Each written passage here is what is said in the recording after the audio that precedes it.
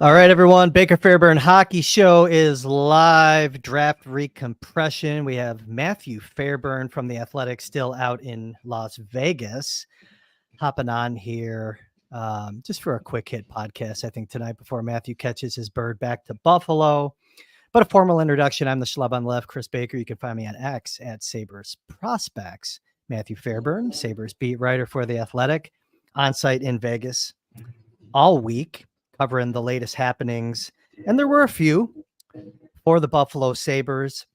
As people trickle in, I have to do the usual, Matthew, asking people to like this video and subscribe to the channel, hit the notification bell so you know when the Baker Fairburn Hockey Show goes live. You can find the Baker Fairburn Hockey Show on Apple, Spotify, wherever you get your podcasts. And if you could, please leave a 5-star review. And as you leave your review and a 5-star rating, head over to The Athletic and subscribe to read all of Matthew's great work that he's been producing this week while on site. And there's more to come with free agency opening up here. And it feels like hours. It feels like it's just hours away. But Matthew, we'll just kind of, I guess, hit the big topics this week. Quick draft recap. Okay, so the Sabres made 8 picks, headlined by the selection of Finnish centerman Konsta Helenius at 14th overall. We talked a little bit about Helenius on the last episode. If folks miss that, you can go back and check that out.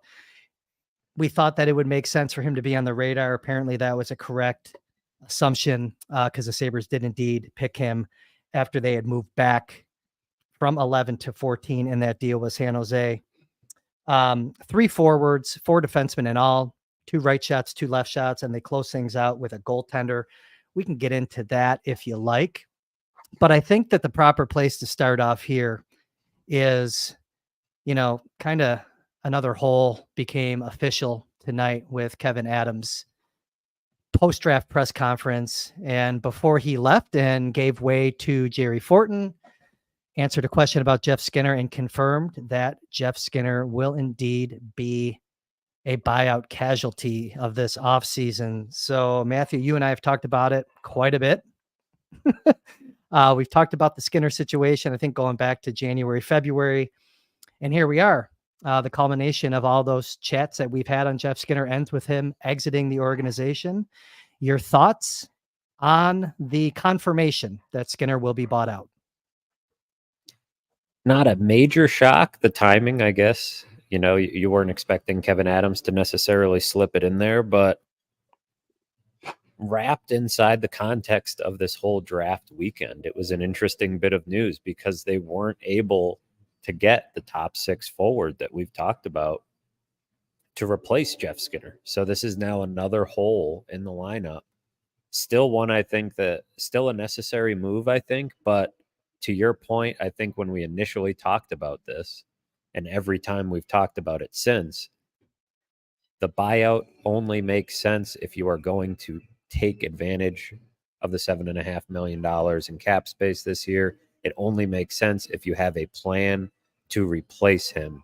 So far, we have not seen that plan. I think that is what really, it was a quiet draft weekend for the Sabres. It was a fine class. On the surface, like some of the picks that they made, but the additions to the NHL roster, really, they lost one player in Jeff Skinner, gained another in a trade with the Washington Capitals that we'll get to, but there was not meaningful addition to this roster. So to subtract, it just puts more spotlight on what they're going to do on Monday and in the days that follow, right? And even leading up to Monday, because trades could happen at any point here and trades could continue to happen after Monday. But this next 5 to 7 day stretch is massive. And I think it got even bigger considering not a lot got done out here in Vegas. Yeah, going back a couple episodes, my first thought with the Skinner news being now confirmed, and I think, we kind of knew it was happening just based on Kevyn Adams' body language and frankly, some of his verbal language that he shared with the media the past 2 times that he met with you guys, was, you have to make some of these moves that we've talked about in the past couple episodes, whether it's swinging big for a Patrick Kane and getting some scoring pop in that lineup. I mean, you do have some goals to replace with Jeff Skinner leaving the organization. Let's just forget about his salary cap and his real dollars for a minute. Got to take some swings. We talked about Marty Natchez last episode. I think this is the time where he's got to revisit that and really get serious and take a swing there also. You can make an argument that, Marty Natchez has a lot of growing still left to do as a player and could be this massive payoff if you go out and pay a hefty price to get him. These are the conversations that have to happen now. I know that the fan base is restless. I understand that. And rightfully so, by the way. I'm not gonna sit here and disagree with fans that are wondering what's going on. I do think that it was very hard for Kevin Adams to have any meaningful discussions here this weekend. It was pretty quiet up until, yesterday and today at the draft. Like, I thought maybe we'd see some action early in the week as teams started to arrive on site and could, pull each other aside in the hallway and get some things hammered out. We did see some names move today, whether it was Sergachev going from Tampa, Tanner Jeannot. You saw Holtz and John Marino go. You saw, quite a few names that we've talked about actually get on the move, but there's still some names out there and some moves to make for Kevin Adams. But I think there's got to be some urgency there for sure. And, tell me about, you were there in person. I listened to him. What was his attitude like? Was he still, we thought that he was feeling maybe a little stressed before the draft. You still feeling that way right now? I'm still feeling it. And, I had asked him how much what did or didn't happen this weekend puts an emphasis on free agency, and, quickly said, this isn't the trade deadline. There's still time to make trades. So it was just, which of course I'm well aware of. It was just a quick sort of sign to me that there was a little bit of tension there, a little bit of pressure that I'm sure he's feeling, right? And there's got to be frustration, because I do not doubt him when he says that he made an effort on some of these trades. I don't doubt him there, but that doesn't do anything for your roster trying, right? You got to get some deals to the finish line, and you got to pivot if certain deals are not there to be made. So 100%, I think there is still some of that tension there and some of that frustration. But let's quickly go down the list here, because they actually got things started today. The Sabres did, by trading the 43rd pick to Washington for Beck Ballantyne, who is a 26-year-old left winger who has a little bit of center experience. He took like 50-something faceoffs last year. It was his first full NHL season.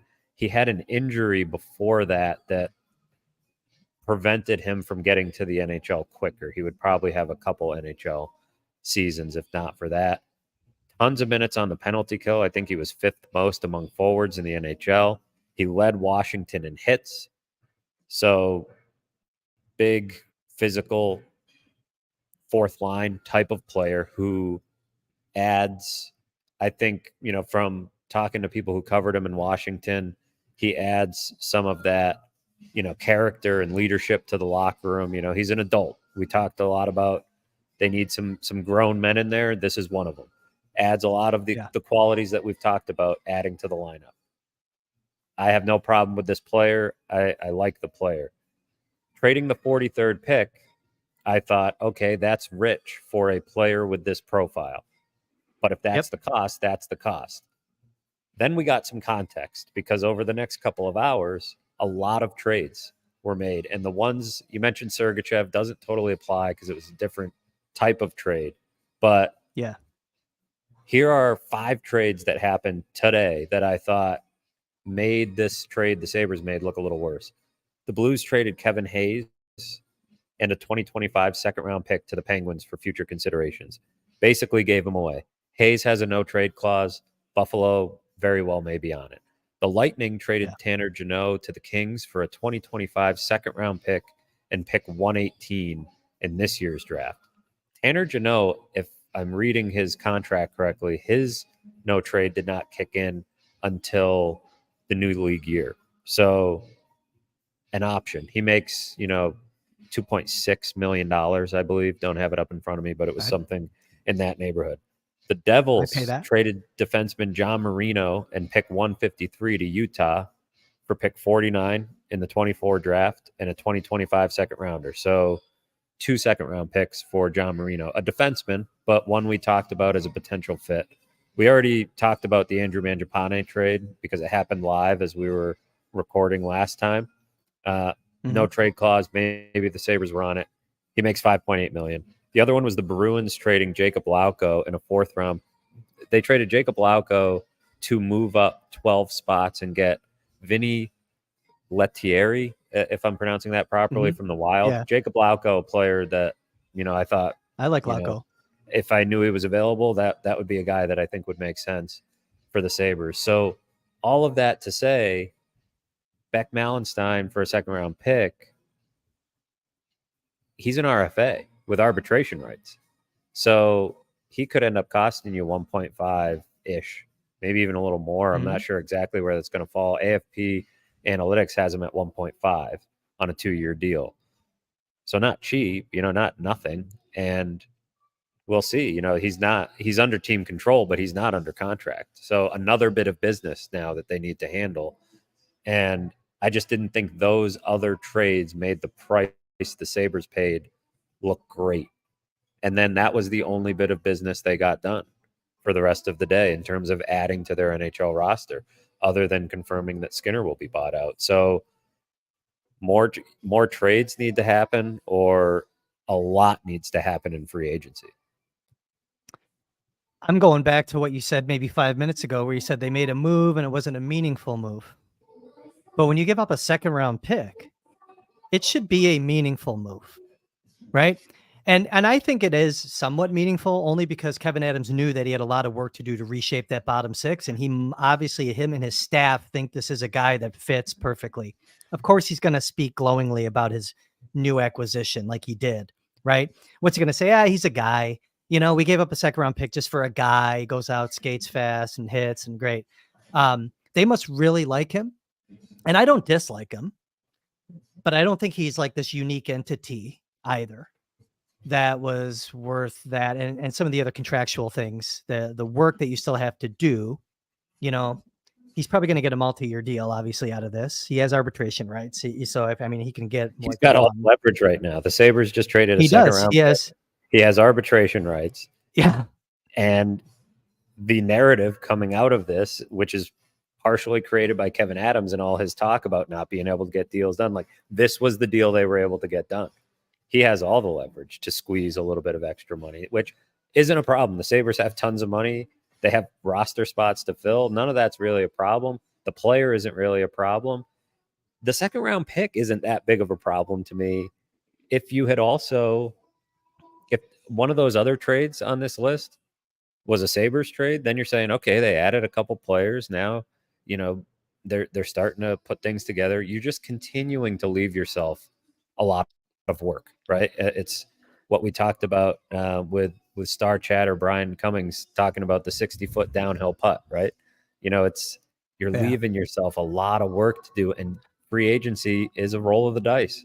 Not only in the sense that putt got longer and it became a double breaker. I think it did. And I think free agency is a gamble in the sense that a lot of those contracts won't work out, right? It's a risky way to build a team, but it's also a gamble in the sense that you don't know what you're going to be able to get. You don't know who's going to make a call to outbid you. You don't know who you're going to be able to convince to come to Buffalo. You should have a pretty good idea at this stage in the ball game. You shouldn't be waking up on Monday morning and praying that guys take your call. But there's just so much to be done. I in my column that's up at The Athletic right now, I was trying to sketch out exactly where they're at. And with buying out Skinner, they're about $30.5 million in cap space with 10 open roster spots, which doesn't count Ukko-Pekka Luukkonen, Henri Jokiharju, Peyton Krebs, Malenstein, or, Jacob Bryson, if you want to throw him into the mix. So of those open roster spots, if you sign Luukkonen, Jokiharju, Malenstein, Krebs, you have 6. If you count Rusek, you have 5. If you count one of the prospects, you have 4, and somewhere in the $18 million range still to spend, depending on your projections for those RFAs. It's a lot of money to do business, but if you don't use it, then what was all this for? What was buying out Skinner for? And what was all this win now talk about? So I'm not going to jump to conclusions or completely discredit this, write off this offseason for Kevyn Adams, because there's plenty of time left. Oh, but can't do that yet. Yeah. But to your point earlier, I understand the hand wringing from fans, right? I understand the angst and I understand anybody who's not giving Kevyn Adams or the Sabres the benefit of the doubt. Let me put it that way, because it's a challenging thing that they have to do over the next 5 to 7 days and beyond, because business can happen after that. But they have not made it easy on themselves over the last couple of off seasons and then this last couple of weeks leading into free agency. Did Yuri Kulik just get an inside track today to make the team? We were talking about that earlier, and I mean, I know we just said like there's work to do and they could still reshape things and maybe surprise everyone, right? But did he? I don't want to say did he make the team, but did he come a little closer today? I mean, maybe that's part of their plan, right? At some point, it has to be. They've drafted now 38 players over the last 4 drafts, which is a lot and not exactly common. I asked Scott Wheeler, our draft expert here at The Athletic, if he could remember teams that have, drafted that amount of players in that short a time. And there was a few teams that he could recall, but it's not a long list. And, he mentioned the same thing you just brought up. Like, at some point, some of these guys have to get to the NHL. They need to, but they're in that weird spot where they don't want to get younger, but they do need to make room, or they do need to give opportunities to some of these players, because it's either that or you move some of them out in trades. Because the longer they sit in the AHL, I think some of the shine wears off in terms of league-wide trade value. I think they're still in a good spot. They're still in a good window where these are valuable assets, but they seem to be more valuable to Kevyn Adams than they are to the rest of the league based on the fact that they haven't moved yet. So in that case, I think you're right. I think Yuri Kulik of the group is the most ready, and I can see a role for him most clearly at the NHL level. So that's where maybe that fills a spot for you, right? Maybe Kulik is your third center. Maybe Krebs is your fourth center, or maybe some nights, Beck is your fourth center and Krebs is watching from the press box. But we'll see who else they're able to add to add some competition, because right now there's just a bunch of open spots, and it doesn't sound like Zemgus Girgensons is a lock to come back. Kevyn Adams is sort of open to it, keeping tabs on it, but doesn't sound like a foregone conclusion. So I would say the same is true of some of these. I mean, Victor Olofsson's not coming back. Tyson Jost was not happy at the end of the year. I'd be surprised if he came back. So there's just a lot of room on this roster and plenty of money to spend. They've been in the bottom 5 in the league in spending each of the last 4 seasons. That's not going to cut it. If you're really win now, if the window's opening and the time is now for this Sabres team to get to the playoffs, go show it and spend some money, because there are options out there. Steven Stamkos is going to hit the open market. We're going to sounds talk like him. Patrick Kane. With each passing hour, the odds go up that Detroit will not be able to re-sign him, at least not right away. Maybe he tests the market. Jake DeBrusk, I think Boston is still in the mix, but from the reports that are out there, but he's getting closer. So it might require an overpay to get somebody to come to Buffalo, but that's the spot you've put yourself in. You absolutely need an addition to your top 6. You can't come away from this offseason without one. Let's close things out on Malenstein here. Bill Sharm, 90, says if Malenstein gives the Sabres 30 points, has 200 hits as a key component on a top 12 PK, he was worth it. I don't dislike the player. The acquisition cost I wasn't in love with. Kevin Adams told us he was going to do this. It wasn't a surprise. I went on Twitter and said it wasn't a flashy move, but it's a step in the direction of building that identity in the bottom six, kind of taking Kevin Adams' words, and got smoked by a lot of people on Twitter. People weren't happy about it. But I think I don't disagree with Phil Sherm's comment here, actually. If big boy, by the way, 6'3", right? Good skater. If you look at Jost, Skinner, Olofsson, they're all under 6 foot. First edition 6'3", move in the right direction, at least getting bigger and harder on pucks. It is a step. I don't retract what I said. I don't think that people like that it was kind of the first move, right, of the offseason. Yeah, you're going to get some Chandler Stevenson, Warren Fogle. Yeah, you're going to get a lot of that. But Phil Sherm, we'll go back to Phil Sherm, by the way. Yeah, go ahead. The other thing about Mallenstein is we talked about some of these bottom six guys that were like unrestricted free agents that were maybe targets, obvious names, Dakota Joshua and guys like that who have made a name for themselves in the NHL. Yeah. And Dakota Joshua a couple years ago was this type of move, right? So yeah, he's 26 years old. Maybe there is room for him to grow. He only has one full NHL season under his belt. You're trying to uncover some of these assets before they get to a point where, like Dakota Joshua, they demand, these big contracts in free agency, or in his case, he's going back to Vancouver, but at a decent clip.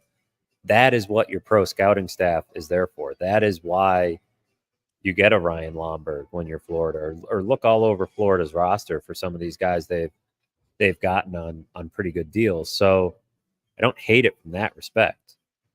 It's just to your point, the second round pick is the part of it that it puts an added bit of pressure on it, right?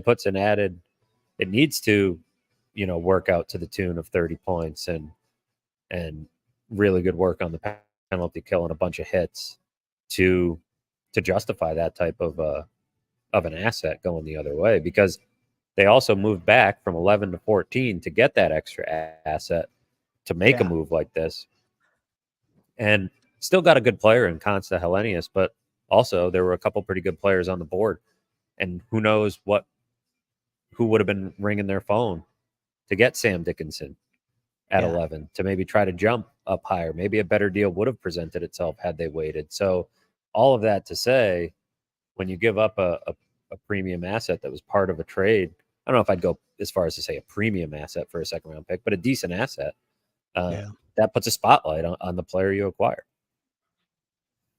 So you mentioned Stamkos, and I kind of have it played out. Like, I don't know, man. Like, so if you were following, for those in the chat that maybe weren't keeping up, Brisebois met with the media after, confirmed they're going to go to July 1. I can see this. I kind of said this a while ago, though. I think I could see Stamkos testing the market, maybe bringing an offer back. I think they both want to be there, together, but it seems like they're miles apart. If Emily Kaplan, now you probably weren't paying attention. I don't know if you heard the number on the broadcast last night. I think, and correct me if I'm wrong, chat, did she say $3 million, like on a long-term deal, AAV? Did you hear that, by the way, Pierre Matthew? LeBrun had wrote this the other day, that they were trying to get creative. Yeah. Stretch out the money so he gets the same amount of money over a longer period of time to keep his cap hit down. But he can do a lot better than that, right? Oh, yeah. He can do a lot better than that. So how much longer does he want to play, right? I mean, he's not old, right? What is he, 35, 36? I'd have to go look now. Maybe he is old. I mean, he's bad. Guessing 34. Yeah. I shouldn't do that to you, put you on the spot. 34? Okay. 1990 Tread on the tire. Birthday. Yeah. Yeah. Okay. He's got cups too, right? He probably still wants to win. He probably still wants to win, but he does have, cups. So he's an Ontario guy. You make the call. You make the pitch. Of course you make the call. Yeah. I mean, how much do you have to overpay? he has the same agent as Jeff Skinner. So hopefully Kevin was nice during that, during the whole Jeff Skinner buyout situation. same agent as Rasmus Dahlin as well. So, obviously they've been able to do business together before, but I don't think it's a realistic option because I think there's teams, including Tampa, that are going to stay in the mix on him. Teams that have a better chance to win, teams that have better reputations as franchises than the Sabres do, which would be almost all of them at this point in the league. What percentage of ownership of the franchise would you have to offer to Steven Stamkos? People would probably like that, actually, right? Give him an ownership stake, and true, actually, he'd be interesting as an owner. You have to make the call. I agree. It's interesting, and I don't know. Like, I have to go back and look what Detroit did this week. That Yzerman Stamkos connection, I think, is real. I mentioned the other night that I could see Skinner going to Detroit. Did you see those two going together with the same agent? Skinner on the cheap. Stamkos makes his coin. Stamkos played junior hockey right there in Sarnia. Not that I don't know. They're a team to watch. They cleared some cap space. They're absolutely a team to watch. A team that's going to be pushing to end a playoff drought of their own. That's what the Sabres and Kevin Adams are up against. These types of teams that in the Eastern Conference are right there. So I think Stamkos, look, if they're going to go after him, then that's when you make your move on Patrick Kane, right? You make an offer there, and you can afford to overpay. You can afford to give him a couple years, and that at least solves one of your problems in the top six. I think you can shuffle your top six around between, he is a right wing. So, Tuck and Jack Quinn, both, being right wings might make it. You have to figure out how it all fits together. But Kane, Stamkos, Benson, chatter throws. Christopher D'Amato, the second, coming in hot with a chat saying, yeah, Kane, Stamkos, Benson is going to be crazy. Hey, be a great line. Stranger things have happened in this league. And yeah, that's right. Dare to dream. I still think Patrick Kane is very realistic. Stamkos, I don't know, man. Got to make the call, though. Got to make the call, and money talks. And you just went over the cap, I don't know if you get Kane and Stamkos both. Kane and somebody else, though, maybe. Right? Yeah. If you, maybe Kane and Natchez fit. Somebody wants to come with Kane, right? Kane gives you some cachet. Some guys might want to play with Patrick Kane. He's one of the most popular American-born players of all time. So that would put some respect back into your franchise from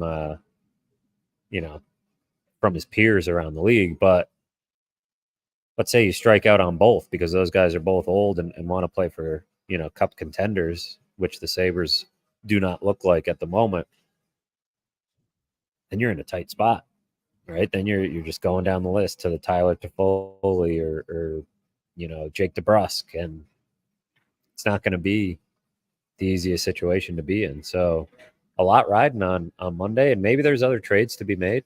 Kevin Adams seemed to hint at that this weekend was not the trade deadline, as we're all aware. So we'll see what else he has up his sleeve. I'm not going to totally write him off, but it's not an easy lift here. Part of me still thinks that there's something to Skinner being bought out with Kevin knowing that he's going to be able to get something done. He went and pulled the trigger on the buyout. He waited a little bit. Was maybe one of those deals that he was on Sabres Live on Thursday, referenced that there were a couple trades that he thought he had cooking that were going to get done that fell apart. Did one of those maybe come back to life over the weekend? Now, keep in mind, I texted you during the draft and I said I wouldn't be surprised if they announced the formal Skinner buyout as they're leaving Vegas. And that's kind of what they did. So maybe they just waited. Maybe, that kind of, maybe there's no connection, and maybe that's the hope in me for wanting chaos. And maybe that's the hope of the fans getting what they want that I have for the fans' sake, that maybe he does have something. But I don't know. I don't know where my confidence level is right now, and that being the case. It's kind of like I'll believe it was the same thing I said about the pick. All along it was like the take immediately was trade the pick right after the lottery. And Yeah. last week, people asking me, are they going to trade the pick? And I said, I'll believe it when I see it. That they have not been, whether they've been aggressive in their negotiations is hard to say without knowing, everything that they've offered or been offered, but they have not aggressively traded future assets to upgrade their NHL roster under Kevin Adams as general manager. They have not done it. So until they do it, until we see one of those trades, I'm not going to hold my breath. So this will be this is the time to do it. I mean, last summer would have been the time to do it also. There's been opportunities to do it along the way. Even, the 2022-23 season, while it looked like you had a playoff team, could have been a time to do it. Some of those prospects were off limits at the time. So Yeah. finding windows of opportunity, you don't just get to wait forever to do these things. And they've already missed a few key chances, which is why I don't blame fans for sitting here. And yes, I've said it a couple times and I'll say it again, like the offseason is not over. We can judge it in totality, but Kevin Adams' tenure as general manager, there's a big sample size there. That's a different story, right? So yes, there's a few days left here of real big action with free agency and probably some more trades to come. But you're more than fair as a fan to look at the body of work, look at this weekend, and be skeptical about what's to come. Fair. That's fair to say. Hey, by the way, last time we were together, I mentioned that I wasn't drinking coffee.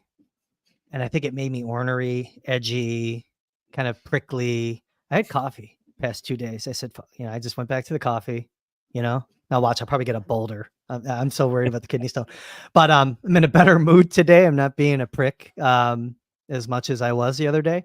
And also, I mentioned on the last episode that like the chat was just becoming too much. I couldn't keep up. I've been starring chats. I've been keeping up. We're 30 minutes in. I want to throw a couple up. I think this is the right day and time. I can feel the angst from Sabres fans. Let's just kind of get through, give them a voice here tonight on the show. And we'll start here with Bill Perry. He's fine with the trade. Second round pick was essentially free since a guy they like dropped to 14. I understand Bill's logic. I don't disagree with the logic. I never really thought of it that way, honestly, because when you get that second round pick, I always say the players are currency. That's also currency.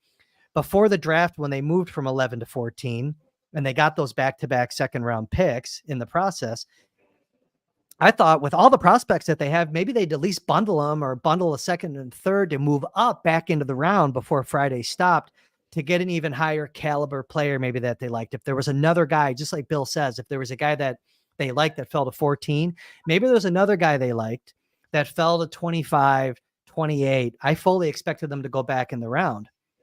I wanted them to get Bash. Bash went one pick before they picked Kleber today. Little things like that. Not to say though that they didn't get a good pick in Adam Kleber there at 42, but I don't hate Bill's comment though. Do you have a thought on that before I pull up another one here? I agree generally, but it's like I mentioned, if you stay at 11 and wait until you're on the clock to make the trade, you don't know what other offers are coming when there's two big time defenseman prospects sitting there on the board, right? So yeah. In that sense, they get a guy they really like in Consta Hellenius. They get a guy they should really like. I think he's a really good prospect. And they had him in the top 10, right? So would they have taken Hellenius over Dickinson anyways? Because maybe it doesn't matter, possibly. Right? I think that's valid 100%. And I think the idea of it as a free second round pick because of that isn't off base, but it's still a second round pick. Whether it was free or not doesn't mean you need to throw it away. And I don't think they did throw it away, but you want to maximize the value of every piece of currency that you have. And I think there's an argument to be made that they didn't quite do that here. Time will tell. This guy could be a really important player to what they're building, but just looking at the other trades that were made, I don't know that they got awesome value for that second round pick, but it was a bit of a bonus pick. They had a lot of picks though that they could have, really. They had to motivate Washington to make this deal because Washington likes this player. However, Washington has aggressively added to their roster, and they're right up against the cap. Were they even going to be able to sign this guy?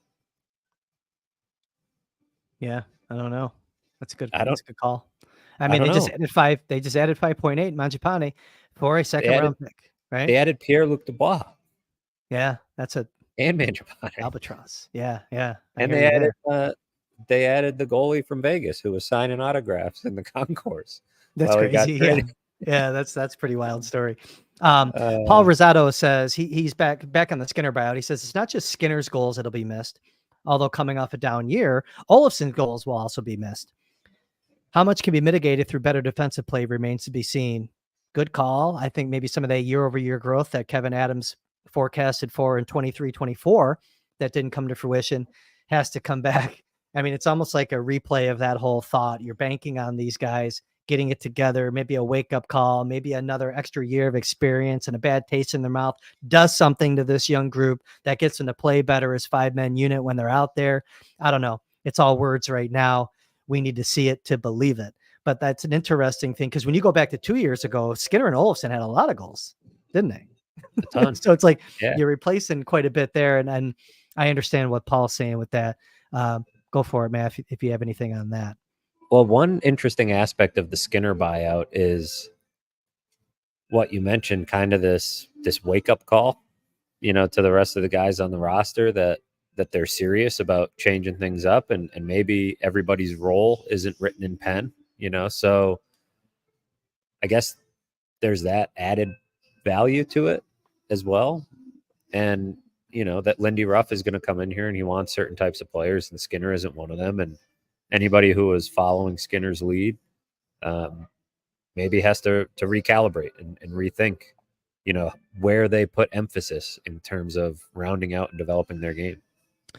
For those that didn't hear Kevin Adams' post-draft press availability, I want to throw this up from Jeff Luce. Matthew, if you can comment on this and relay maybe what Kevin, he did share some thoughts on this topic. Jeff Luce says, weaponize your cap space with a meaningful offer sheet. Kevin had kind of a defeatist take on this, didn't he? He did. He said, we're open to it, but it's probably not going to work. So basically he said it's probably not going to work. So what's the point? Yeah, he basically says that they get matched, right? I think is what he said. And sort of ties up time sometimes, but what is he? We talk about it all the time, though. Kevin Adams has nothing to lose, right? Exactly. He should be throwing everything at the wall. So why would he not maybe let his balls hang out a little bit and do it? If you're having a hard time making trades for whatever reason, no trade clauses, whatever else is causing you to have these issues, you should be exploring every resource possible. And I know offer sheets haven't been super common, but it's worth a shot. Do it on a player. Look at one of these cap strap teams, somebody that's up against it, and go for it. Like the offer sheet chat is hopping. I think this is kind of becoming an offer sheet chat here on the Baker Fairburn Hockey Show tonight. By the way, if you could please, everyone, hit the like button while you're here. It helps the show. And you guys are definitely chatting up tonight. I'd love to see the dialogue on this draft decompression show here before Matthew leaves Las Vegas. That is the title of the show tonight, Leaving Las Vegas. But yeah, Cantor, who missed the show the other night, by the way, because he was out drinking tequila, allegedly, says Kevin Adams does not have the stones to do an offer sheet. A lot of GMs don't, but I think this might be the time for Kevin Adams to maybe pull that trick out of the bag, or at least consider it more heavily than he has in the past. And I don't think he should care what another GM thinks. Well, to your point, you said the other night, maybe, it doesn't matter if he does right by so-and-so. It's the same thing here. Don't do right by another GM, right? Do right by the Sabres. Do right by the Sabres. Do right by the Sabres. I don't care about doing right by Kyle Okposo or Sam Reinhart or Eric Johnson or the other GMs or this agent or that agent or whoever. Do right by the Sabres.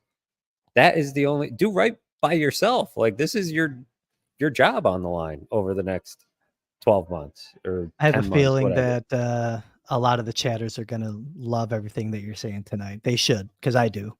Um, on that note, hey, Clinton while makes a we point. Clinton makes a point. GMs have what's to have Clinton good up to? relations with other GMs. 100%. But what evidence do we have that that's paying off for Kevin Adams? Like, what is the return there for Kevin Adams so far? Being friendly with other GMs. And if that is so important, then he should choose his words more carefully when he's talking about, you know, being mad about rumors being out there like he did a few days ago. So I yes, you have to have good relationships with other GMs. It's part of the job. But the offer sheet is part of the rules. If it's such a problem, so have them come after some Sabres RFAs, whatever. They're gonna I just anyways. think, They're good what does enough. he have to lose at this point, right? Like, what does he have to lose in terms of he's not getting some deals done anyways? So I think, maybe that would show the league that the Sabres mean some business. Because look around the league right now. I mean, look at what Utah did this weekend. They just I went. loved what Utah did. They went right Yeah. after it, right? Yeah. New ownership, trying to make a splash, and after years of just circling the drain in Arizona, they're going for it. Like They have their own identity now. They're not going to be Coyotes North. No, they're definitely doing it, and they'll have more money to spend on Monday. So you have to keep up, right? Yeah, you got to keep up is what it comes down to. I like that owner. He seems like the right personality for the league at the right time. I was there for his he had a little media scrum night one of the draft, and he's an interesting guy. He's got a good energy about him and some interesting ideas, and I'm curious, schedule will come out next week, July 2nd. I'm curious to see when the Utah trip is on that schedule, because that's one I'd like to make. So I know I'm reading the room, and I don't think people really want to get into this, so we won't spend a ton of time on the draft, but let's do a quick draft recap, and then we'll get back into the chat. Let's take a little bit of a break from Skinner, Beck, Malenstein, Steven Stamkos, Dreams. Steve, we'll go to a different Steve here. Steve, 13th Legion, says there's a real wet fart of a draft here. But then he follows up and says, well, the draft I really liked. So Steve likes wet farts. But I didn't want, nor did I think that the team needed a good draft. They needed some asset swashbuckling. So let's just talk about the draft real quick, because I think what they did on Friday, I think gives them a little bit more maneuverability to maybe move out, or at least cast a broader net of prospects that they could use as currency to make a deal, whether it's Monday, Tuesday, because it's not the trade deadline, right? Hellenius has 84 games of professional hockey at age 18 over in Finland. That matters. Kevin Adams said that he wants to get him over here sooner rather than later. Now, Hellenius was on loan from Tappara to Ukarit, but I think they might make a move to try to get him over here quick. He's pretty advanced. We talked about it last episode, where he's similar to Oslin, and I think that they even kind of confirmed that. I think they basically admitted that, but he's bigger, he's thicker. Like a lot of the things that we said, they kind of agreed with. Playmaking, good 200-foot game. He's pretty mature for a young guy. You don't need him to come, but he might give you a little more confidence to move off of a Savoy, a Kulik, maybe even, or a Noah Ostlund. So I think good asset to get into the system. When we were looking at 14, we're like, okay, let's just kind of grind it down to two guys. Those guys went 14 and 15. So good job, Matthew, on that one. Good job, coming Chris. into today. Chris is the expert here, but I'll take some credit. This is team. Someone did ask a question though, by the way. Let me just, while we're transitioning into the second round, Neil Kennington asked, okay, $64,000 question, Chris. Is Chris okay with Hellenius being taken with the 14th pick over Brandzag Nygaard, a player who he raved about last show?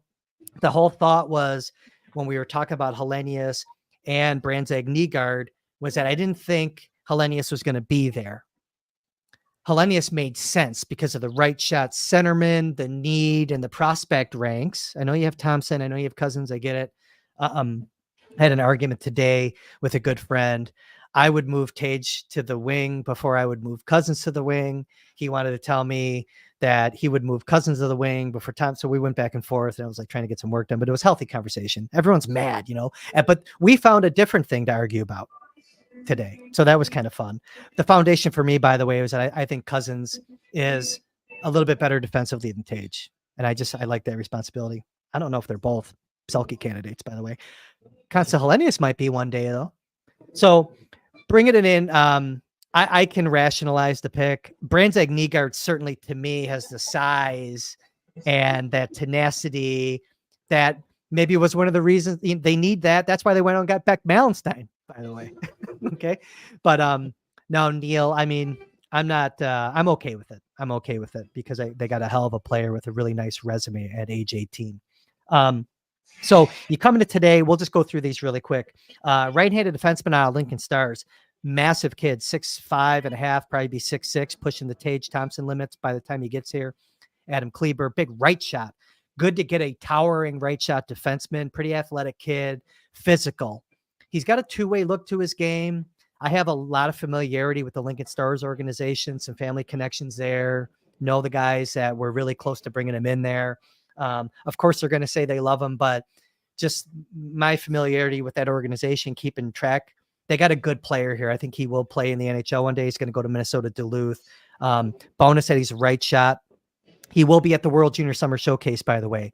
So he's going to take a run at Team USA, as will their third round pick, Brody Zemer. Love this kid. Okay. I know people don't want to hear about that. They did well in the draft. They did pretty well here with their first couple of picks. So that's the truth. Zemer's a gamer, leader, fast, total gamer. So a lot of the things that we talked about that the Sabres proper were lacking last year, Zemer brings it as a winger, and he might be able to play center. He's another right-handed guy. Luke Osborne, more of an upside pick in the fourth round, 108, another USHL guy. So you're starting to see this little bit of flavor. They took a European in the first round, and then three guys really with USHL connections in their last three picks, guys that they can space out a little bit. They're not CHL guys that they have to bring in 2 years. They can let them cook for 3, 4. They're not going to let Helenius cook that long, but they can if they wanted to. But kind of interesting there that at least they started day 2 with 3 picks that they can kind of space out a little bit because they have all these guys that are so close right now already in house. And it's not just Savoy and Kulik and Oslin. It's Wahlberg, it's Neuchev, et cetera, et cetera. Maybe Viljami Marjala they bring in next year, who had a great year in Finland, by the way. We didn't talk about him last episode. And then real quick, I'll finish out the draft. They took a defensive guy from the Drummondville Remparts, 6'2", about a 200-pounder, right-handed defenseman, Simon Pierre-Brunet. Not a flashy guy, just pretty steady Eddie defensive guy. He might have a little bit of offense to give, but he's going to be another shutdown type. They did not really go for too much offense except with maybe Luke Osborne. I kind of skipped over him quickly. Luke Osborne was 4th rounder, 123rd overall, really young, September 9th birth date. A lot of room to grow. He's going to go to Wisconsin, play for a good program there. And I can see him being a really good college player. We'll see if he can develop into a really good pro prospect, but he's got a lot of tools, really good transition defenseman, doesn't try to do too much, but he can skate, move the puck, needs to get bigger, stronger. I think attack the play. You want to see this kid attack the play more in his next couple of years and really learn to take charge when he gets the puck on the stick. Patrick Geary, just super steady Buffalo kid from the Junior Sabres, Michigan State. Nate Geary from WGR. I think they're related. I think they're cousins. Nate is going to be incredibly obnoxious. That's a pretty big knock on this kid. That is a knock on him. Nate's going to be absolutely obnoxious about this if that's the case. I haven't checked his Twitter, but left shot D, 20-year-old kid came in, stepped right into NCAA hockey last year, took on a lot of responsibility for Adam Nightingale's team there, played with Sturbach, saw him quite a bit. I don't hate the pick. Sometimes it's kind of, you think it's a little tacky. They take these junior Sabres, they took Gavin McCarthy. They took Matteo Cosentini a couple of years ago. Kevin Adams likes taking guys, at least one in these drafts that he knows, right? And then they finished it up in the 7th round. And again, I said I was going to go quick, and that's exactly what I'm doing. Vasily Zelenov, not a lot known about this kid. He's got a decent frame to him, 6 foot, 180 pounds, came from Russia, migrated to Austria a couple of years ago. He's been in the Red Bull program over there. lottery ticket. But a couple weeks ago, there were some whispers coming out of some connections in Europe that said that the Sabres were one of a couple teams that were on this kid. Wasn't surprised to see them take him here in the 7th round. Again, lottery ticket. Offensive kid, played center, moved to wing. I think he's got a twin brother that plays and might want to go the NCAA route. I think that's the deal here. But overall, needs to get faster, needs to get a little more mustard on a shot, but it seems to be a pretty smart player that can score goals and go to the right spots on the ice to do that. So early reports are good. We'll dig in more on the video to see what they really got. And then lastly, a goalie that I didn't think coming into this draft would be there in the 7th round, but out of Mississauga in the OHL, Ryerson Leander, 6'1", 175, 180 pounds, athletic, good goalie prospect, not quite Ratzlaff level, but I thought maybe he would have been like a 5th round pick. Some of the goalies went earlier today than I thought. I thought the run, which usually starts around 36, 38, was going to be delayed a little bit today. It wasn't. Some of them started dropping off in the 2nd round. So I thought that was pretty interesting. So there's your draft recap in 5 minutes? I think I did that pretty quickly. So again, in summary, 3 forwards, 2 of which, well, actually 3 are World Junior candidates for sure. Hellenius, Zemer, and Adam Kleber on D. They will all be playing internationally this summer.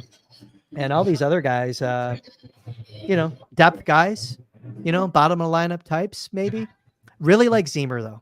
I think he's going to be another one of those guys. Sabres pipeline, going back to Thomas Vanek. The Gophers there's been a Gopher flavor in some drafts here. You look at Ryan Johnson, Aaron Huglin, they had Christian Isaacson, didn't pan out, Hudson Fashing. There's been guys in the Gophers program with Sabres connections, and Brody Zemer is the latest to wear that Dinkytown Pride Gophers sweater. So there you go. There's your draft in a nutshell. Let's go back to the chat. While I was running through that, Matthew, did you star anything, or do you want me to keep going with some of the stuff that I was looking at in the chat? Jim Soupy Campbell said that Patrick Erie is a second cousin of Nate. Second cousin. He's still going to be obnoxious. So that's good. That's good for Patrick, that he's got a little bit of a distance from Nate. We like that. Good. But he does have a really interesting story. He is took the longer path, right? And Waterloo Blackhawks. Yep. Yeah, he took a different road to get there, and that seemed to be something that was pretty attractive to the Sabres. That he really had to scratch and claw to make a name for himself, and did. He's raw. Jerry Fortin said there's stuff he needs to refine, but the flavor of this draft to me was competitiveness, right? The physicality, competitiveness, physicality, and compete, rounding out the prospect ranks with some starting with Hellenius. Starting with Hellenius, which I think is a good point that probably has been missed a bit. And I forget that we didn't really talk. We didn't go after the 1st round. We didn't do a show. So, that is a guy that I know we talked about him the other night, but if he grows a couple inches, he's a little over 6 foot. He's probably going to be over 200 pounds. He forces turnovers like crazy in the offensive zone, all over the ice, really. But he forechecks really, really well. Like that, when I was watching him, that was like the big thing that stood out to me, is just his battle and his forechecking. And Ole Jokinen, his coach over there, thinks he could play in the NHL this year. That might just be a coach pumping his tires, but point being, he's probably closer than your typical 14th overall pick. I don't think the Sabres should be counting on him to be on their NHL roster, but hell, there's a lot of open spots, so who knows? Girl I'm dating, before we were going live, I said, hey, I'm going to be doing a quick hit podcast with Matthew for an hour. She says, are you also discussing them buying out Skinner's contract? Facebook told me that. Got a winner here. I like that. It's paying attention. She's trying to care. What else we got? Sorry, I just happened to look down on my phone. I never do that during the show, by the way. I think that's the first time I got sidetracked by my phone. I don't know. This is a good question by Mark Marasco. Any concern that the lack of path for all these high-end prospects is going to cause some discontent? Thinking Kulik, Roseanne, and to some extent Oslin.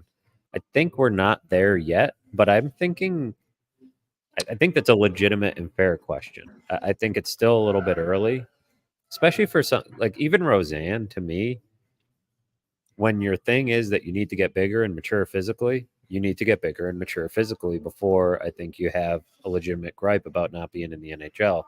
Yuri Kulik, I think, is the one who probably wants some NHL, some a more substantial NHL look this season. And only because of the production that he's had and I know the confidence that he has. So, but I still think we're a little ways away. I mean, those guys were only drafted a couple years ago, and I'm not super worried about any of that. But I think it's a fair question considering they're putting a lot of eggs in the basket of growing from within, developing from within, draft, develop your own. It's one way to avoid this being on everybody's no trade list and free agents not wanting to come to Buffalo. One way to avoid that is, grow your own. And if you need to develop them properly too, to, keep everybody happy and keep them feeling like their best chance at a future is playing in Buffalo. Kulik, the night that he was drafted, 18 years old, he had tunnel vision the night he was drafted that he wanted to play in the NHL right away. And then he quickly, I think he had his bag got deflated a little bit when he went to Rochester in that first camp. And then I've said this before, but I'll say it again for those that don't remember me saying this. He realized that the AHL is actually a very good league. And he didn't light the world on fire right away. Took him until the second half, went to World Juniors, came back, had it screwed on straight, moved to center when Byro got hurt, started scoring a ton of goals. And he still just turned 20 years old. You got to remember, he went into the AHL when he was 18. Roseanne was not 20 when he was in the AHL. These guys came over and played in the AHL a little earlier. So I don't know about the discontent. I get the comment. I totally understand that. And I think you always have to worry about it because it's also your Buffalo, right? And they see what goes on in the rest of the hockey world, and maybe there's better destinations and organizations that win. But if these guys ultimately do want to get out, by the way, I'm not saying any of them do, play better, get up to the NHL, show what you can do. You know what I mean? I don't think the discontent would be there yet. You're right on the money. I think with Noah Oslin, he knows that he has to get bigger, stronger, learn the game, the North American style and the quickness that he's going to have to play with and things like that. But, if these guys are, I've been trying, it does come into the back of my head because I'm saying, look, you have to not be afraid to keep these guys down. And I still subscribe to that. Keep them down as long as you can. You can overcook them a little bit, bring them up at the right time, throw them bones though, have a pecking order, get them some games like they did last year. I don't know.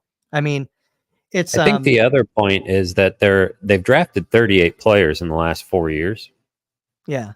And the bigger concern maybe than discontent for me is you only have so many prime development slots, right? You can only have so many guys, that's why they spaced them out today. That's right. Why they got spacing today. Exactly. Because I think it was Scott Wheeler who I was talking to earlier today, and he was like, Hellenius could be a second line center in the AHL next year. And I thought, well, even if you assume Kulik is on the NHL roster, you still have Savoy, you still got Wahlberg, you still got Oslin, you might have Hellenius, and it's like, that's not to mention maybe some veterans that you have rounding out your AHL roster. So it's like, when I talk about prime development spots, that's what I'm talking about, right? Where do these guys play? Does somebody have to play wing? Do you have to start developing Savoy as a wing? Because I think they will. I mean, when he played his 6 AHL games last year, he played wing. And even when he was in Wenatchee to start the year, he played wing. He didn't go back to center until he went to Moose Jaw. I still have him down as a centerman when I wrote some things down. But the reality is that he's going to be they're going to bring him on as a wing, I think. The reality, I think, is that they're going to bring him on as a wing. He did play center at the Prospect Challenge only because they didn't have a ton of centermen on that roster. This is a good question from from Billy. Looking back, why did Benson jump the other picks, and what can the other prospects learn from it? I think it's simple. He jumped the other picks because he had a very mature game away from the puck, and he had NHL competitiveness. That's what the other prospects should learn from it. Strength, competitiveness were, right there, ready to go out of the box. That scoring goals is not the only thing. Getting points is not the only thing. And by the way, I would say that this is why Consta Hellenius could jump some guys too, because I think he's got the competitiveness and the strength, and I think it's going to pop at development camp next week would be my guess. You totally can. No, I totally can see it. I don't want to forecast it, but I can totally see it. Oh, what do you got? Anything else? We are an hour on the nose right now. We keep forgetting about Poltapov too. He could be one more year. I mean, but he's a winger. Yeah, he's a winger. I'd let Hellenius finish his contract. Let Austin get the ice time. Unless you clear some things out. Kevin Adams pulls a rabbit out of his hat and has to spend some of these pieces of currency with these prospects, then maybe he'll be a little more motivated to see if they could get that transfer agreement going and bring Hellenius over here right away. How about this optimism from Slim Scooter? Can the Sabres be the hockey version of the Baltimore Orioles? This pops into my head from time to time. We've talked about it before, that the drafting itself has been pretty good under Kevin Adams, and time will tell. We're not all the way there yet on some of these prospects to know the full story. The full patient approach to rebuilding the whole thing, given the landscape of free agency and no trade clauses, there's merit to what they're attempting to do. I think the context of their situation makes it incredibly hard to sell that approach. You can't sell a 6 to 7 year patient approach to a fan base that is, even at the time that Kevin Adams took over, already 9 years into a playoff drought. Like, it's a long time to ask the marketplace to suffer, right? The way that they have for a long time. So, but I do think you can envision if even half these guys pan out as to what their ceiling could be. I'm talking about the early guys. I'm talking about top 40 picks, really. Then you could have a situation where you've got an embarrassment of riches at the NHL level, but it's going to take a while. And in the meantime, last year, you said the window was open. So that's not what you were selling if you were Kevin Adams. He didn't act like the window was open, mind you, in the summer, but he said that at the beginning of the year.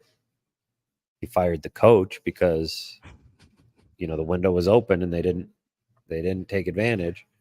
Hired Lindy Ruff and said that it's win now, the time is now. So I think there's reason to be confident regardless if some of these guys get proper development, even if Kevin Adams isn't the general manager in 3 years, when some of these guys, realize their potential. But it's just a tricky balance to strike when you've kind of set the standard of where it should be. And they were only 1 point away from the playoffs a couple of years ago too. So they shouldn't be far off. They shouldn't need to wait forever. But it will be interesting to see what they could look like in 4 years. You have to manage it right. You can't just collect the picks. There's a development part involved, and there's, planning and spacing like you're talking about how you bring these guys in and how you stack the contracts. It's more than just collecting these picks, but they do have a lot of really good players in their prospect pool. Stephen Cantor says, Chris and Matt, what day will you be at the prospects camp? Do you have a schedule? Thank you. Schedule is out on sabres.com, I believe. Well, no, maybe they didn't. It is the actual out. Schedule. Is it out now? I know they announced the dates. I don't know if they announced the actual practice times. I don't know if I have. I think I have a picture of it. Hold on. I'll be floating around. I started painting my family room tonight, the room that Tito pissed in the other night. I started painting the walls. And I'm about 1/3 of the way. That's what I did after the draft. I decompressed from the draft by starting a painting project. Early this morning, I was up taping everything off. What a pain in the ass, by the way. Taping like the painter's tape, and I'm moving all this stuff. I'm like, what did I get myself into? I'm moving all the furniture out of the kit. I got shit everywhere, but it's gonna look good. It's gonna look good. That's all that matters. The best Yeah. things take time, right? I guess. But prospect camp Monday afternoon is the first practice. I think it's 2:00. I believe Tuesday is in the morning. I think Wednesday is like midday, and then the 3-on-3 tournament is 9:45 on July 4th. I'll be there every day. July 4th, 9:45. July 4th, 4th of July. What are you doing? It's Anton Wahlberg's birthday, by the way. Yes, that's right. He will I be remember that from 19 last year. years old. Yep. Well, crap. I got a tea time at 7:15 in the morning on the 4th of July. Might have to maneuver. Might have to do something here. What do we call them? Black LJS, Black LJs. How should we be doing this? Black. Hellenius Kleber made it an excellent draft. Anything else is gravy. I agree on those players. I think when people dig into Kleber and see him play, they're really going to like this kid. Massive. Throw Brody Zemer into that hopper of what makes it an excellent draft. I would ask for that. Good leader. But leader material. Just great. Like, again, like what you need when we were talking about effort guys. And the reason I like Poltapov so much is because he doesn't care. He just goes to the net. He's got a little bit of attitude. You're going to get a little bit of that here. Definite flavor. That was a good call up by you on some of that commonality. There was a theme. We were screaming for it, though, also.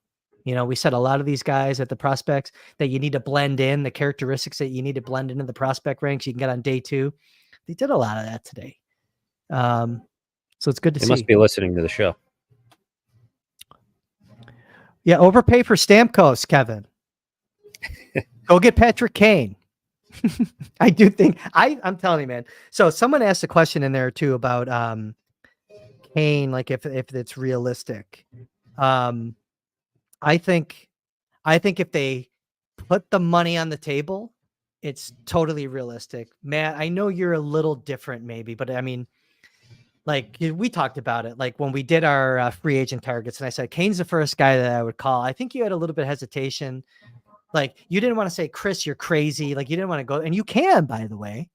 But I like the Yeah. player. I wonder about how realistic. And so he wants to play for a contender, I think ideally. But Pierre LeBrun reported that staying in the Eastern Conference also seems like a priority. Mhm. So you do who has the money, who's a contender in the Eastern Conference. All of a sudden, that list gets a little bit shorter, and maybe Buffalo can push their way into the mix. And it makes sense from, even if you give him 2 years, like, you know, his age is fine with me. I think you can afford to go for a couple of years. They didn't put their best foot forward, I don't think, in the fall when it comes to Patrick Kane, and probably got pushed aside to the point where it was like, well, he just picked Detroit because Detroit was the better team at the time. I think it was more than that. I think he went to the highest bidder. Yep. And I think so too. And so be the highest bidder. That's what I'm saying. Learn from the mistake that you made. I think they were hesitant, or I think Kevin Adams was hesitant about the injury and thus did not present the highest offer. So I think he was let's put it this way. He was gettable. He went for what, $2.5 million? Patrick Kane has made a lot of money in his life, but you think he was going to turn down 4 or 5? And what harm would it have done the Sabres to pay it? What harm would it have done for them to pay him 6? They had the room. It was money left unspent, right? They got to the end of the year with how much? Yeah. A little over 10, I think. Goals left unscored.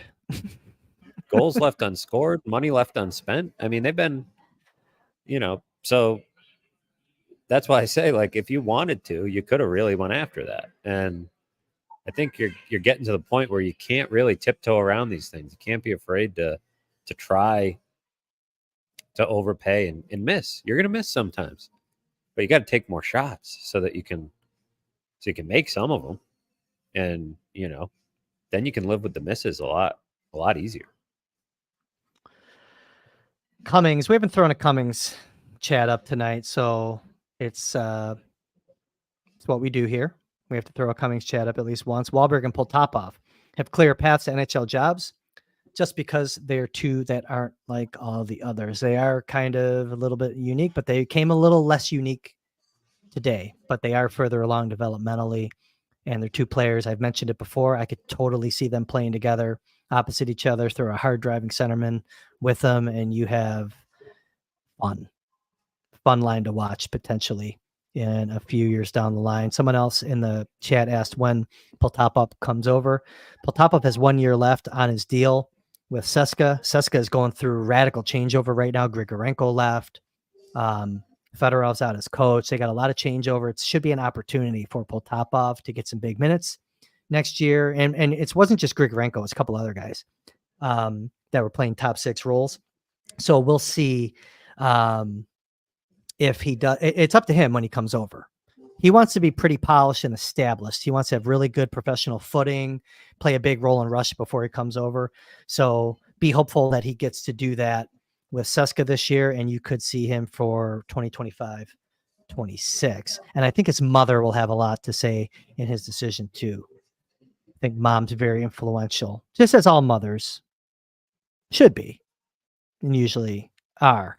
Someone asked about goaltenders. There was a question in the chat about how would I rank the prospect goalies after UPL and Levi.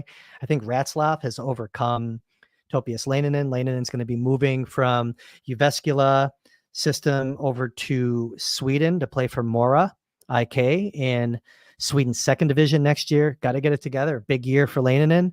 He's got the talent, he's got the size, has to stay healthy, have a good season. If he doesn't, Sabres might walk away from a second round pick, honestly. I put him on the same plane as Linders. Let's see what Linders is up to. But, Linders was top goalie, I think, save percentage in the OHL. If he wasn't number one, he was right there amongst the leaders he had a 909. Random question, just personal stuff. Did I successfully get that rug carpet cleaned up? Little bit. I got some urine remover coming. So in my business that I actually do business with Clorox, and my Clorox rep, I text him. I said, hey, you got any of that urine remover? He sent me a case of it. So if anyone needs some, by the way, maybe I'll give some urine remover out as a prize. How's that? We'll do a 5-star review to enter. Leave a 5-star review and for the draw for some urine remover. Get a bottle of piss remover. Yeah, and then someone asked a question. Maybe we'll do this next time when we get deeper into the season. There was a comment on the last YouTube video that said, hey, just on the personal side of the podcast, what podcasts like maybe non-hockey or, what podcasts you guys listen to? And I have this crazy section of the universe that I spend too much time in that I will share when we get to that. But let's keep that on the radar to talk about, recreational listening that Chris and Matthew do. I think that'd be fun. And I would like to make that a two-way discussion. I want to get podcast recommendations also from the chat. Matthew, hour 13 in, I know your flight doesn't leave yet. I want to get a little further along in the painting, but I can stay for a few more minutes. I mean, I'm not trying to run down there and do work. Did you see anything else in the chat? What better prize for Sabres fans than urine remover? Steve 13th Legion has been all over the chat tonight. Yeah, that's funny, dude. That's funny. I love that comment. I mean, if they sign Stamkos on Monday, people are going to need the whole case. Actually, that's true. That's true. So we'll see. They probably could have used. Yeah. We'll see what they do on Monday. There's a lot still to come in this off season. Hopefully, right? If you're a Sabres fan, you're hoping that there's something more coming, that there's something up their sleeve, because this draft weekend, it was, as Chris pointed out, a pretty good class. They didn't do bad, and the player they did add to the NHL roster is useful. We can see a role for him. But I think we all can also see there's a lot of work left to be done in what is a big week for Kevin Adams. Someone's making I don't know what motivated Paul Elliott to, I just see it here on the screen. I don't know if he was answering someone else, but he mentions a couple of former second round picks, Marcus Davidson, Drew Schistel, were wastes, and Connor Hurley, who never played an NHL game. Yeah. Maybe he's talking about the second round pick, maybe that was given up for Malenstein, possibly. I loved Marcus Davidson. He had a neck injury. He had what he thought was a concussion. He had something that was misdiagnosed, almost like neurological, and just totally derailed his development, man. When you go back and you look at, I think, his second post-draft year, he went to World Juniors. He came back. He was one of the best young players in the SHL. And then just things went sideways from there. Drew Schistel was awesome skater, good puck handler, just could never complete the thought. And you knew that he was toast when he got that kiss of death when he was in Rochester. When he was a defenseman, they put him up at forward. They did it to TJ Brennan. They did it to Dennis Pearson, who was a first rounder. Kind of a bummer. And then Connor Hurley. Yeah, Connor Hurley, those are the dangers of overdrafting a Minnesota high school player. That's what happened with Connor Hurley, a former Edina Hornet. He was a great high school player, but just couldn't get it going at Minnesota or Notre Dame for that matter. And then went out to the Coast League after that, and who knows where he is now, out to pasture, certainly. But I think we're good, dude, unless you got anything else you want to throw up here. Chatter of the night might be Steve 13th Legion, by the way. He was tugging at my sophomore heartstrings. He went from wet fart to urine, and I'm always down with that. I think that's it. I think we are good. I really appreciate, as always, everyone for hopping in. Matthew and I are not going to be off very long. We're going to be all over free agency. It's going to be very fun to cover this and really see what tricks, if any, Kevin Adams has up his sleeve. I know that everyone is hoping to be the case. I never take the final chat down, by the way, Matthew. If you see that, let's take that down. I don't even know where you found this. I found it. Yeah. Yeah. There's so many chats. I could stay here all night. And I would. But last thing I say, Ted here says safe travels to Matthew. Ted will throw that up, being a nice guy, wishing Matthew safe travels. I agree. Matthew's been working his bag off. We want to get him home safe.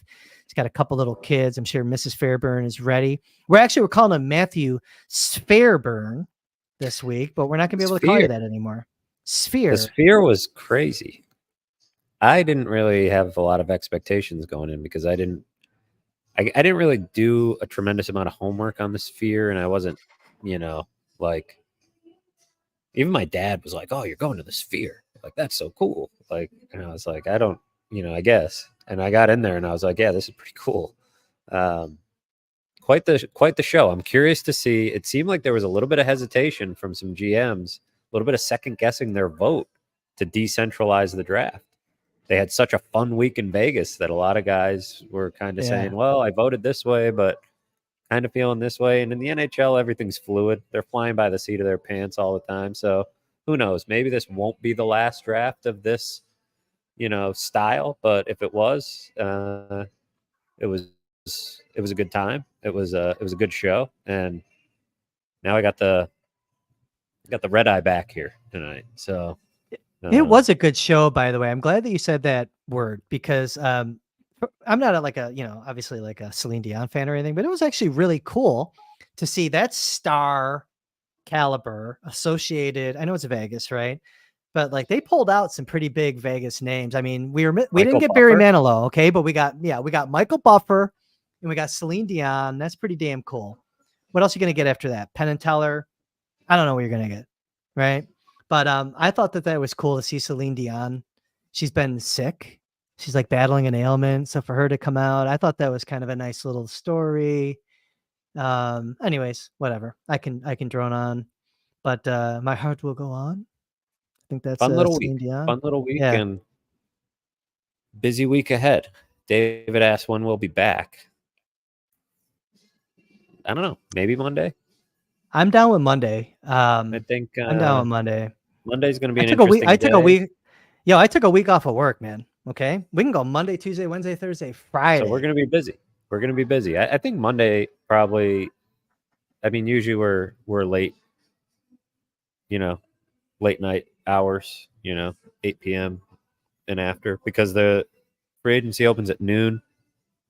They have a practice at 2. Kevin Adams is going to speak at some point on Monday, so it'll be a busy day and afternoon. So yeah, probably Monday, and then we'll have some time to get into the prospects later in the week. So yeah, I think Monday's a good target, and maybe there'll be some stuff to talk about by then. Better hope, Yeah, I because was if gonna say, not, there'll be a lot to talk about. All right. for the sake of the chat, there better be. There better be. All right, everyone. Hey, thanks again for hopping in. We always appreciate everyone coming in live here. Nice spending time with you as always.